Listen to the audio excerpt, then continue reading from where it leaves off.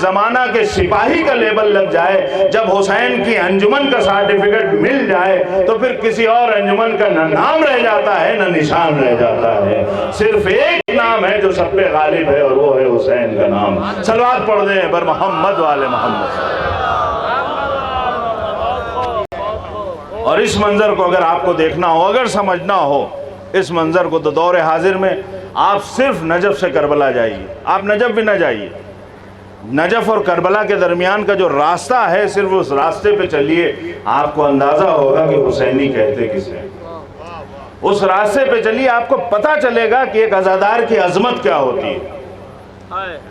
آپ اس راستے پہ چلیے، آپ کو اندازہ ہوگا کہ آپ کس راہ کے راہی ہیں اور آپ کا مقام اور مرتبہ کیا ہے۔ وہاں ہو سکتا ہے ایک ایسا انسان بیٹھا ہو کہ جس کا اپنا کروڑوں کا کاروبار ہو، جس کے دسیوں سینکڑوں ہزاروں نوکر ہوں، لیکن وہ کربلا کے راستے پہ بیٹھا ہوا ہے کہ اگر کوئی زوار گزرے گا تو میں اس کے پیر دباؤں گا۔ صرف پیروں کو دبایا نہیں جاتا ہے بلکہ پیروں کو چوما جاتا ہے، پیروں کو سر سے لگایا جاتا ہے، اور یہ اعلان کیا جاتا ہے کہ جب رنگ حسینی غالب ہوتا ہے تو پھر کوئی اور رنگ نہیں رہ جاتا ہے، کوئی اور نسل نہیں رہ جاتی ہے۔ کربلا کی راہوں میں اگر کوئی رنگ ہے تو وہ رنگ حسینی ہے۔ وہاں پہ کوئی یہ نہیں دیکھ رہا ہے کہ کون کہاں سے آیا ہے، کس کا تعلق کہاں سے ہے، کون کس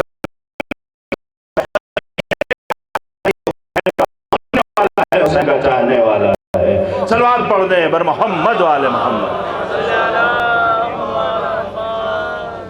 اور اسی لیے یہ جو عزاداری ہے یہ روح کی حیثیت۔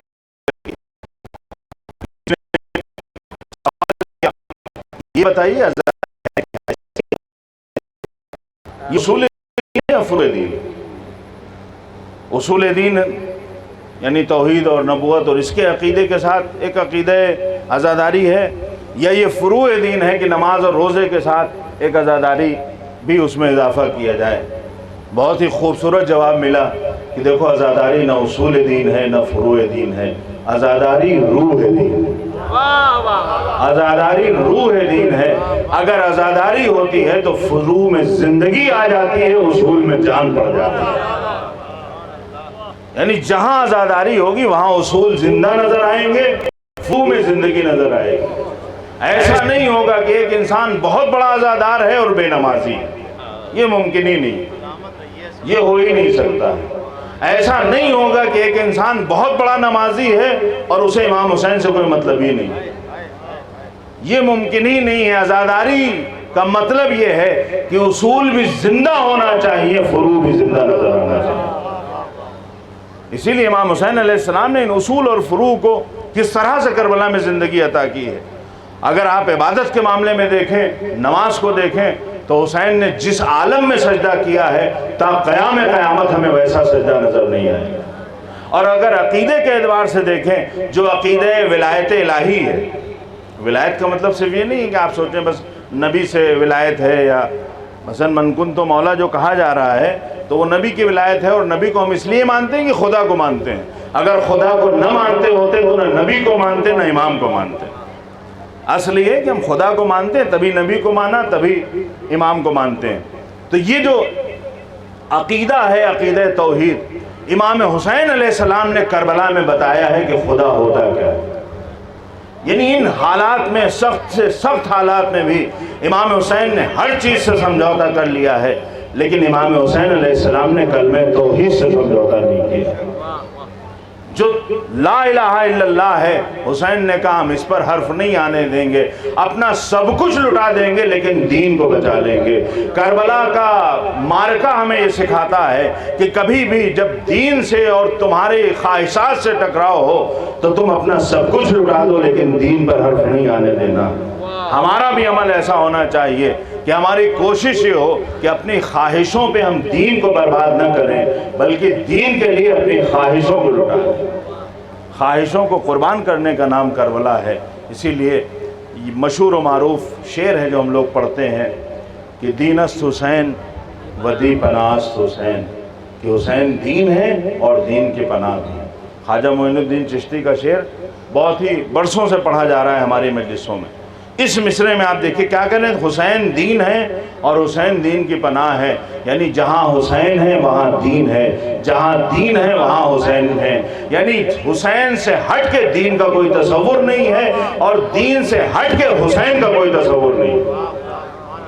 حسین اگر دین کی پناہ ہے تو ایک عزادار کا گھر بھی دین کی پناہ ہونا چاہیے۔ ہمارے گھر ایسے نہ ہو کہ دین ہمارے گھروں سے پناہ مانگنے لگے۔ ہمارا گھر دین کی پناہ ہونا چاہیے، کیونکہ ہمارا راستہ حسین کا راستہ ہے۔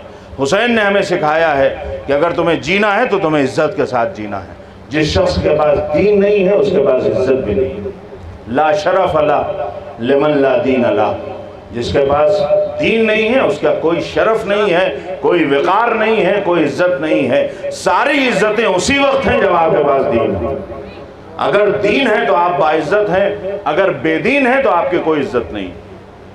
یعنی جو دین کے اعتبار سے، شریعت کے اعتبار سے دیکھا جائے، لہذا کربلا کے مارکے میں یہ اہم نہیں ہے کہ آپ کا سر آپ کے کاندھوں پہ رہے۔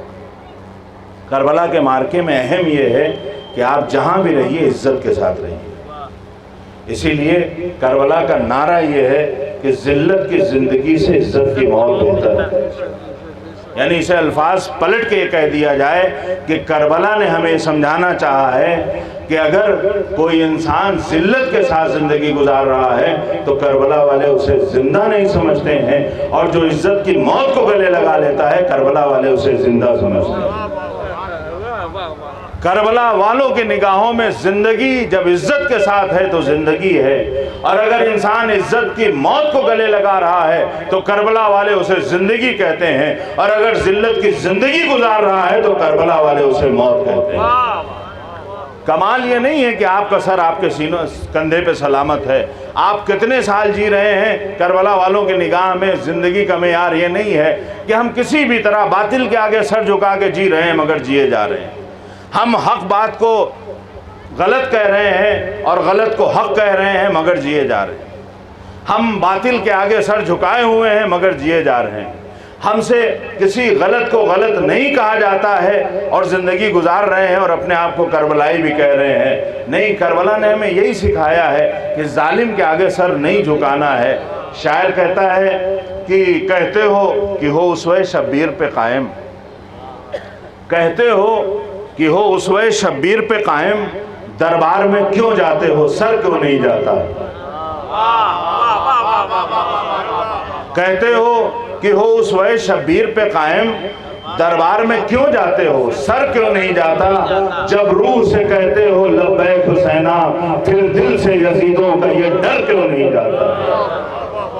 جب روح سے کہتے ہو لبیک حسینہ، پھر دل سے یزیدوں کا یہ ڈر کیوں نہیں جاتا؟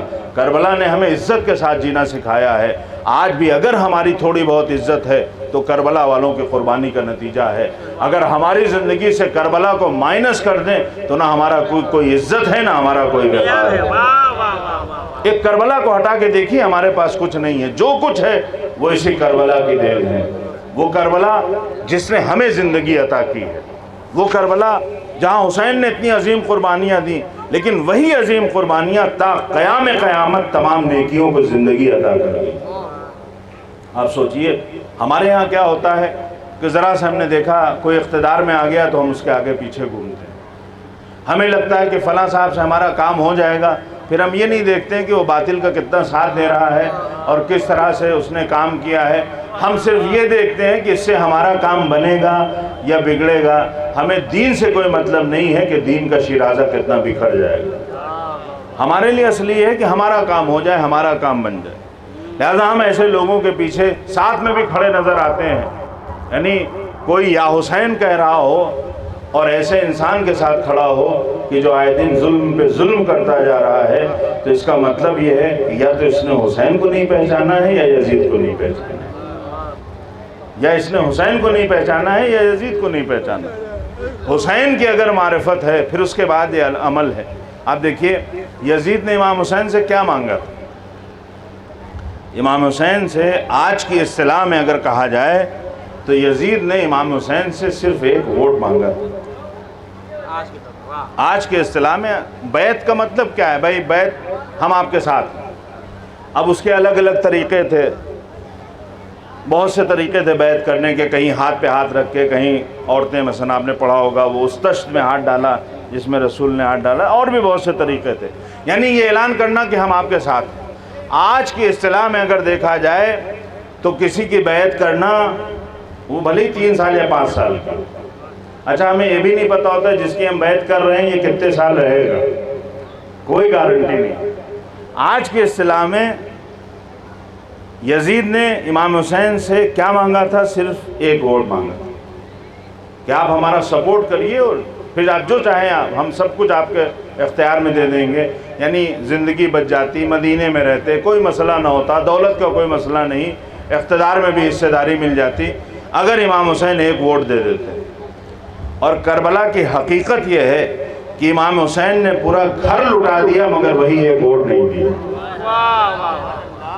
امام حسین نے پورا گھر لٹا دیا لیکن وہی ایک ووٹ نہیں دیا کہ ہم باطل کا سپورٹ نہیں کریں گے چاہے ہمیں پورا گھر لٹا دینا پڑے۔ اور امام حسین نے جو ایک ووٹ نہیں دیا تھا وہی ایک ووٹ انسانیت کی آبرو بچا گیا، دین الہی کو بچا گیا، کلمہ لا الہ الا اللہ کو بچا گیا۔ اس ایک ووٹ کی اتنی عظمت ہے۔ کبھی کبھی ظالم کے مقابلے میں اگر انسان کھڑا ہو جاتا ہے، حمایت نہیں کرتا ہے، تو یہی اس کا جو عدم حمایت ہے، ظالم کا ساتھ نہ دینا، وہی اس کی نسلوں کو سنوار جاتا ہے۔ اور کبھی کبھی ظالم کا لوگ ساتھ دیتے ہیں، نتیجہ یہ ہوتا ہے کہ نسل در نسل خرابی پیدا ہوتی ہے اور ہمیں احساس نہیں ہوتا ہے۔ دور حاضر کی ایک زندہ مثال یہ ہے کہ اس دور میں اگر دیکھا جائے، 12 میں نے پڑھا ہے، اس دور میں اگر دیکھا جائے تو آج کا جو سب سے سپر پاور ہے دور حاضر میں وہ امریکہ ہے۔ اور جب انقلاب آیا تھا تو اس وقت جو ہر اعتبار سے ایران کی جو طاقت تھی وہ بہت ہی کم تھی دنیاوی اعتبار سے، یعنی ان کے ہاں وہ جو سرحد پہ کانٹے لگائے جاتے ہیں وہ بھی بنتے نہیں تھے، باہر سے خریدتے تھے، ایسی کنڈیشن تھی۔ اور جب انقلاب آیا تو امام خمینی سے کسی نے کہا کہ آپ اگر چاہتے ہیں کہ یہ حکومت باقی رہے تو آپ وقت کے سپر پاور سے دوستی کریے، اگر آپ ان سے دوستی نہیں کریں گے تو یہ حکومت باقی نہیں رہے گی۔ جیسے ہم سے نہیں کہا جاتا ہے محلے میں رہنا ہے تو فلاں صاحب سے بنا کے رہنا پڑے گا، اگر ان سے بنا کے نہیں رہو گے تو رہ نہیں پاؤ گے۔ یعنی اکثر ہمارے ساتھ ہو، اگر آپ دنیا کو ایک محلہ تصور کریں تو اس محلے کے سب سے بڑے بدماش اور غنڈے کا نام جو ہے وہ امریکہ ہے۔ اسے شیطان بزرگ کہا گیا، اسرائیل کو شیطان کوچک یعنی چھوٹا شیطان کہا گیا۔ کہا کہ آپ دیکھیے اگر آپ کو چاہتے ہیں آپ کی حکومت باقی رہے تو آپ اس سے دوستی کر لیجئے، دوستی نہیں کریے گا تو یہ حکومت باقی نہیں رہے گی۔ امام خمینی نے ایک بڑا خوبصورت جملہ ارشاد فرمایا، آپ نے سر اٹھا کے کہا کہ جب ہم نے ایک بار اللہ اکبر کہہ دیا کہ اللہ سب سے بڑا ہے تو پھر کوئی اور سپر پاور نہیں رہتا۔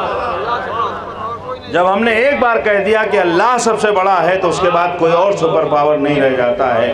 عزیزوں، اگر کوئی خدا کو بڑا سمجھے چاہے وقتی طور پہ، امام خمینی نے خدا کو بڑا مانا، اس پہ عمل کرتے رہے، نتیجہ یہ ہوا کہ جنہوں نے سپر پاور سے دوستی کی تھی آج وہ ذلیل و خوار ہو رہے ہیں، لیکن جس نے خدا پہ بھروسہ کیا تھا وہ کل بھی عزت والا تھا، آج بھی عزت والا ہے۔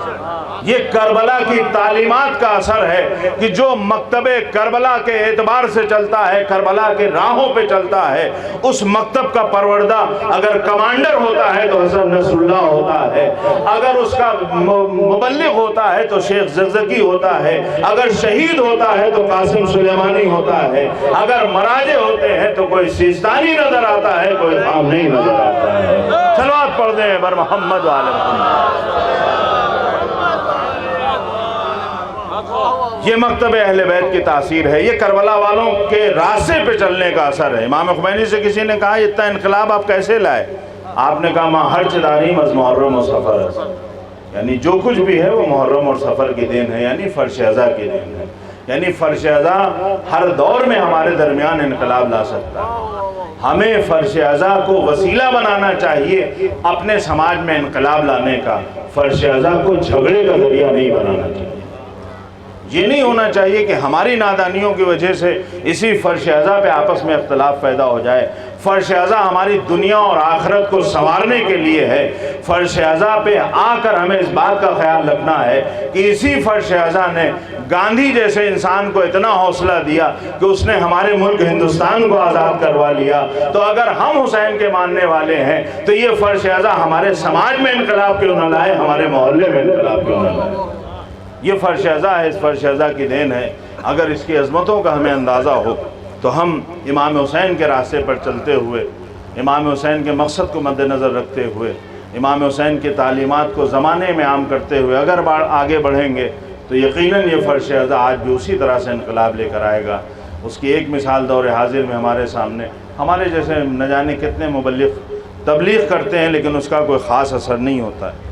ہم اپنی بات کر رہے ہیں، ظاہر صاحب کا بہرحال بہت اثر ہے، لیکن اسی زمانے میں، اسی دور میں شیخ زکزکی جیسا مبلغ چند سال کی تبلیغ میں لاکھوں لوگوں کو صراط مستقیم پہ گامزن کیا۔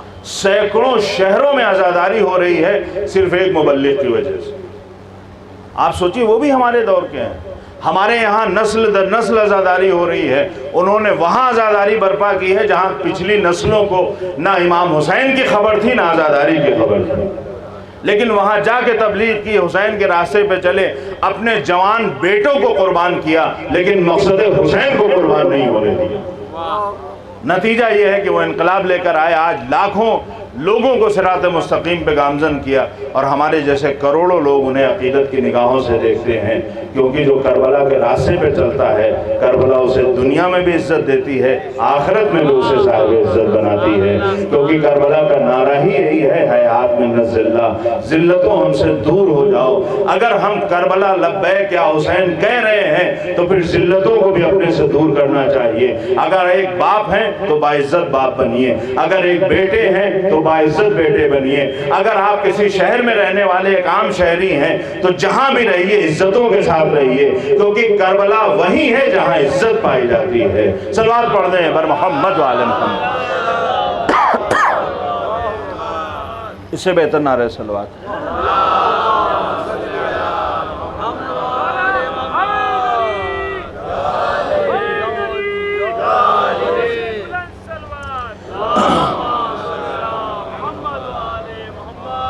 دامن وقت میں بہت گنجائش نہیں ہے، میرے خیال سے تقریباً 1 گھنٹہ ہونے والا ہے۔ ایک مثال دور حاضر کی ہمارے ہندوستان کی آپ کو کے سامنے پیش کروں کہ کس طرح خدا کا نام ہمیں عزت دیتا ہے۔ دور حاضر میں ہمارے سامنے ایک مثال ہے اس ایک لڑکی کی کہ جس کے حجاب پہ جب حرف آیا تو اس نے نعرہ تکبیر بلند کیا۔ آپ یہ بتائیے کہ ابھی میں نے نام لیا، آپ کی نگاہوں میں تصویر بھی آ گئی ہوگی اور آپ کے سب کے ذہن میں اس کے لیے ایک عزت کا جذبہ ہوگا، اور آپ کے سب کے ذہن میں آ گیا وہ کون ہے، کیا ہے۔ ساری زندگی ہم لوگوں نے نہ جانے کتنے نعرے لگائے، لیکن لوگوں کو نہ ہمارا نام یاد رہتا ہے نہ ہماری شکل یاد رہتی ہے، لیکن آج پوری دنیا کو اس کا نام بھی یاد ہوگا، اس کی شکل بھی یاد ہوگا۔ یہ کیوں ہے؟ اس کی وجہ یہ ہے کہ اپنے دوستوں میں بیٹھ کے نعرے لگانا اور ہے، دشمنوں کے نرغے میں گھر کے خدا کو یاد کرنا اور ہے۔ دشمنوں کے نرغے میں گر کے جہاں ڈر لگ رہا ہو، اس سے پوچھا گیا تم نے کیوں نعرہ بلند کیا، اس کے مسلک سے کوئی مطلب نہیں، جو وقتی طور پہ اس نے نعرہ لگایا، کہا کیوں تم نے نعرہ لگایا؟ اس نے کہا مجھے دشمنوں سے خوف محسوس ہو رہا تھا، جہاں بھی دنیا ڈرانے لگے وہاں خدا کو یاد کرنا چاہیے، خدا بچانے والا بھی ہے، خدا عزت دینے والا بھی ہے، اور ایسی عزت دی ہے خدا نے اس ایک نعرے کی وجہ سے کہ ہم لوگ مرتے دم تک اس نعرے کو بھی یاد رکھیں گے، اس چہرے کو بھی یاد رکھیں گے، کیونکہ خدا کو یاد کر کے نرغ اعدا میں گھر کے اگر یہ خدا کو یاد کر کے نعرہ تکبیر بلند کیا جائے، آواز دی جائے، تو یہ درس کہیں اور سے ہمیں نہیں ملا ہے، یہ درس ہمیں کربلا والوں نے دیا ہے کہ جب دشمن کا ازدحام ہو تو ساری دنیا سے تمہارا رابطہ منقطع ہو جائے، لیکن خدا سے اپنا رابطہ نہیں ٹوٹنا چاہیے۔ لہٰذا امام حسین کا اتنا رابطہ قوی تھا کہ خدا سے اس طرح سے ان کا رابطہ قوی تھا کہ انہوں نے اپنی قربانی کے ذریعے ذریعے خدا کے نام کو باقی رکھا ہے۔ اب اگر آج اذانیں ہو رہی ہیں تو وہ اس لیے ہو رہی ہیں کہ حسین نے قربانی دی ہے۔ آج اگر ہم کلمہ پڑھ رہے ہیں تو اس لیے پڑھ رہے ہیں کہ حسین کی قربانی کا نتیجہ ہے۔ لہٰذا جب تک مسجدوں سے تکبیر کی صدائیں سنائی دیں گی، ہمیں یا حسین کی آوازیں بھی سنائی دیتی رہیں گی، کیونکہ اگر حسین نے خدا کا نام باقی رکھا ہے تو خدا بھی تا قیام قیامت حسین کی یاد کو لوگوں کے دلوں سے محو نہیں ہونے دے گا۔ صلوات پڑھ دیں بر محمد و آل محمد۔ لہذا ہمارے پاس جو کربلا ہے اتنی عظیم درسگاہ کسی کے پاس نہیں ہے۔ خدا ان لوگوں کی توفیقات میں اضافہ فرمائے جو امام حسین علیہ السلام کا ذکر کرنے کے لیے اس طرح سے اہتمام کرتے ہیں۔ خداوند عالم ان ماؤں کو طول حیات عنایت فرمائے کہ جنہوں نے ایسے بچوں کی تربیت کی ہے جو فرش عزا کی زینت بنتے ہیں۔ خدا ان ماؤں پہ رحمتیں نازل کرے کہ جن کے گود کے پالے ہوئے بہت سے لوگ یہاں پہ موجود ہیں لیکن ان کی مائیں اس دنیا سے رخصت ہو گئی ہیں۔ یہ ان کی تربیت کا اثر ہے جو ہم یہاں پر موجود ہیں۔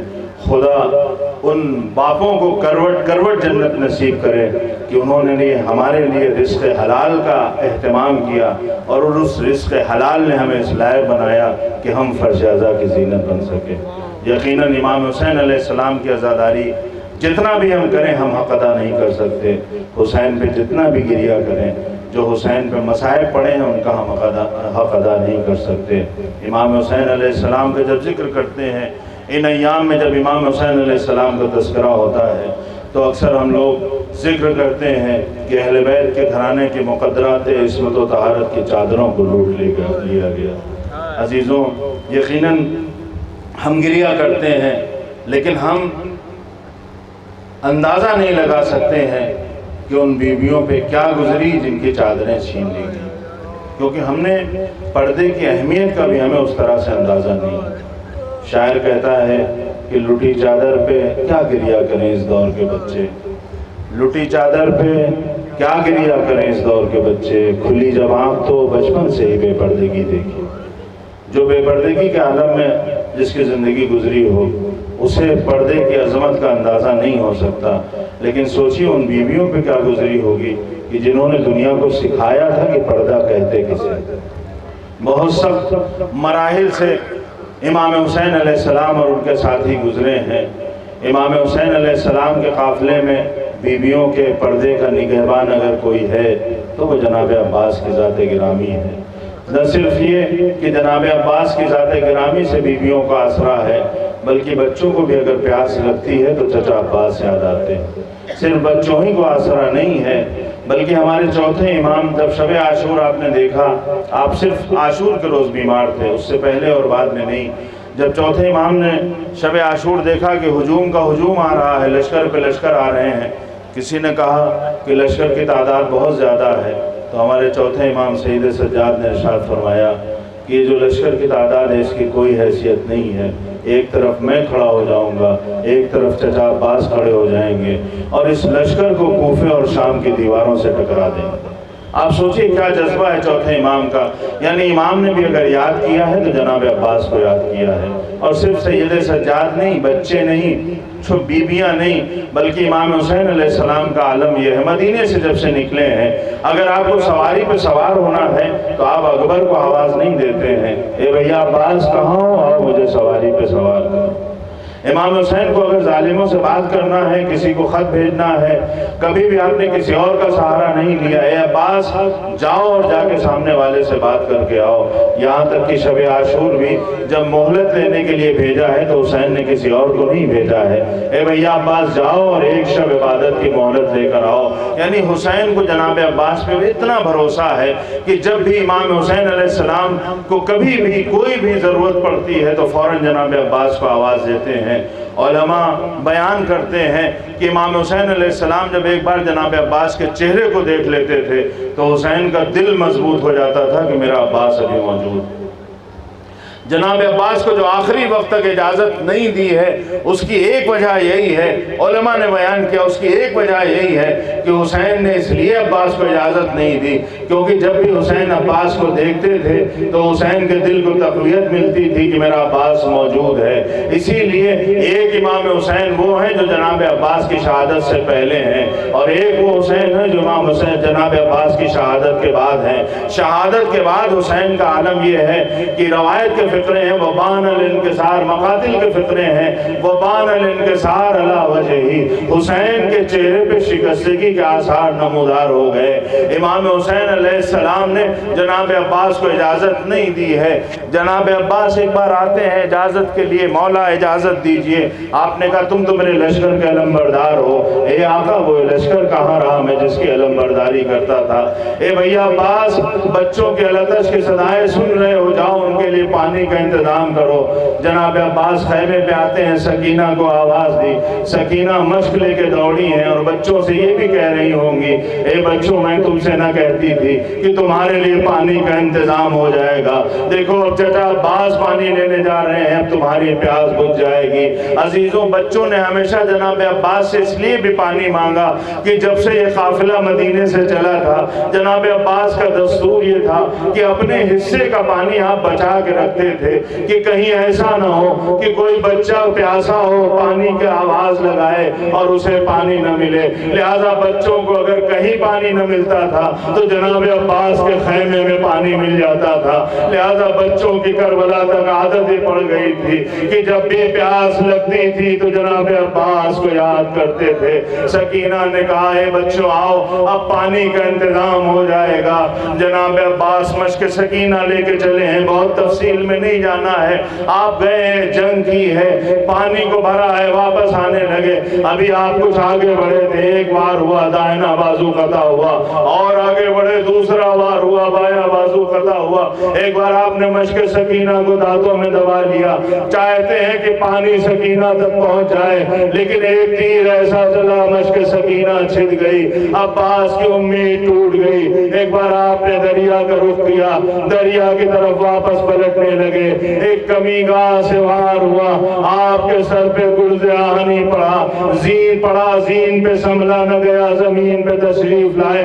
ارے اب تک دستور یہ تھا جو بھی زمین پہ گرتا تھا اپنے ہاتھوں کو ٹیک دیتا تھا، لیکن ہائے رے جناب عباس کی بے کسی، آپ منہ کے بل زمین پہ گرتے ہیں۔ امام حسین کو آواز دی، حسین چلے ہیں کمر تھامے ہوئے ہیں، یا فی علان الکسر آزاری، اے بھیا عباس تمہارے مرنے نے میری کمر توڑ دی۔ حسین دریا کی طرف جاتے ہیں، ایک بازو ملا اسے اٹھایا، دوسرا بازو ملا اسے اٹھایا۔ قم میں بعض علماء سے سنا کہ جب آپ بازو اٹھا رہے تھے، عرب کا دستور یہ تھا کہ جب کسی کو ذلیل کرنا ہو تو بھرے مجمع میں ماں کے نام سے پکارتے تھے، عزت دینا ہو تو باپ کے نام سے آواز دیتے تھے۔ جناب عباس کے بازو حسین نے اٹھائے، ایک بار اشقیاء میں سے کسی نے آواز دی، ماذا تفعل یا ابن الزہرا، اے زہرا کے لال مقتل میں کیا کر رہے ہو؟ عباس تڑپ، حسین تڑپ گئے، دریا کا رخ کیا، اے بھیا عباس تم دیکھ رہے ہو تمہارے بعد لعینوں کی اتنی جرت ہو گئی، ماں سیدہ کا نام بھرے مقتل میں لیتے ہیں۔ عزیزوں حسین خیمے کی طرف، حسین نے وصیتیں جناب عباس نے کی ہیں، حسین نے خون میں ڈوبا ہوا علم لیا ہے، خیمے کی طرف بڑھے ہیں۔ آغا پناہیان بیان کرتے ہیں کہ اگر کوئی بچہ گریا کرتا ہے، اگر تھوڑے آنسو نکلتے ہیں تو اپنی انگلیوں سے پوچھتا ہے، اگر اور آنسو نکلتے ہیں تو ہتھیلی سے پوچھتا ہے، اگر بہت زیادہ آنسو نکلتے ہیں تو وہ آستین سے پوچھتا ہے۔ جناب عباس کا علم لے کے جب حسین خیمے کی طرف بڑھے تو حسین نے انگلیوں سے آنسو نہیں پوچھے، ہتھیلی سے آنسو نہیں پوچھے، اپنی آستینوں سے آنسو پوچھ رہے ہیں۔ اے میرے بھیا عباس تمہارے مرنے نے حسین کی کمر توڑ دی۔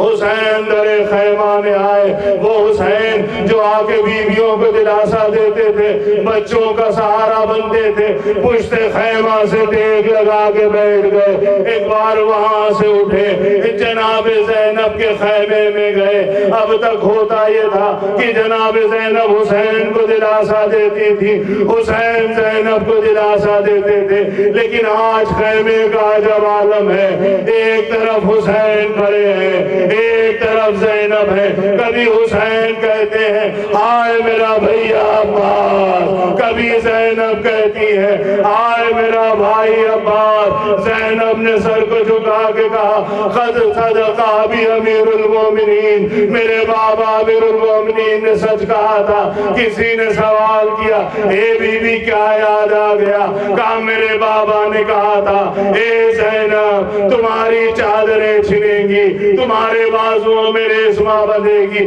مجھے میرے بابا کے کہے پہ یقین تھا، لیکن سوچتی تھی جس بہن کا عباس جیسا بھائی ہو اس کی چادر کون چھینے گا، لیکن آج یقین ہو گیا ہماری چادریں بھی چھینی جائیں گی، ہمارے بازوؤں میں ریشمہ بھی بندھے گی۔ ہاں عزیزوں، عباس کے بعد بیویوں کی چادریں چھن گئی، خیموں میں آگ لگا دی گئی، دیار بدیار بے کجاوا اونٹوں پہ بیویوں کو پھرایا گیا، منادی ندا دے رہا تھا اے لوگوں آؤ تماشا دیکھو، یہ خاندان عصمت و طہارت کی بیویاں۔